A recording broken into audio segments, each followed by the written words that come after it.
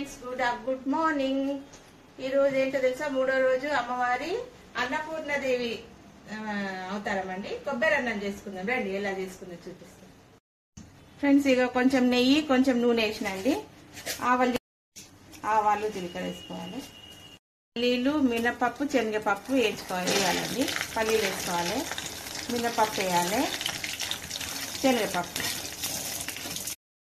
Next పచ్చిమిరపకాయలు చీలికలు వేసుకోవాలి. కరివేపాకు వేసుకోవాలి. కొంచెం పచ్చ దంచుకున్న అల్లం వేసుకోవాలి. ఇవి వేగినాయి కదా, ఒక కొబ్బరి చిప్ప అండి మంచి మెత్తగా నూరుకున్న ఇందులో వేసేసుకోవాలి. ఉప్పు వేసుకోవాలి, కొంచెం ఇంగు వేయాలండి. మంచిగా ఫ్రై కాగానే ఒక పావుసారి అన్నం ఇదంతా వేగిందండి. మంచిగా ఫ్రై అయిపోయింది. కొబ్బరి మంచిగా అన్ని ఫ్రై అయిపోయినాయి.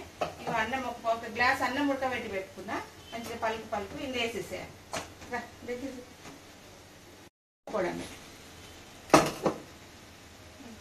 ఇదిగోండి, ఇంత మంచిగా అయిపోయింది అన్నం. కొబ్బరి అన్నం రెడీ అయిపోయింది. రండి ప్రసాదం పెట్టేసుకుందాం. దేవునికి, అమ్మవారికి ప్రసాదం పెట్టేసి పూజ చేసుకుందాం. రండి. లాస్ట్కు కొంచెం కొత్తిమీర వేసుకోవాలండి. ఇదిగోండి, అమ్మవారి ప్రసాదం రెడీ, కొబ్బరి అన్నం రెడీ అండి. పూజ చేసుకుందాం. నైవేద్యం పెట్టేసి పూజ చేసుకుందాం. ఇదండి, అమ్మవారికి నైవేద్యం అయితే ఎక్కించేసినాము. పూజ చేసేసుకుంటామండి. ఇక ఇదండి కొబ్బరి అన్నం. ఈరోజు కొబ్బరి అన్నం పెట్టాలన్నా, అందుకే కొబ్బరి అన్నం చేసినండి. అఖండ దీపం.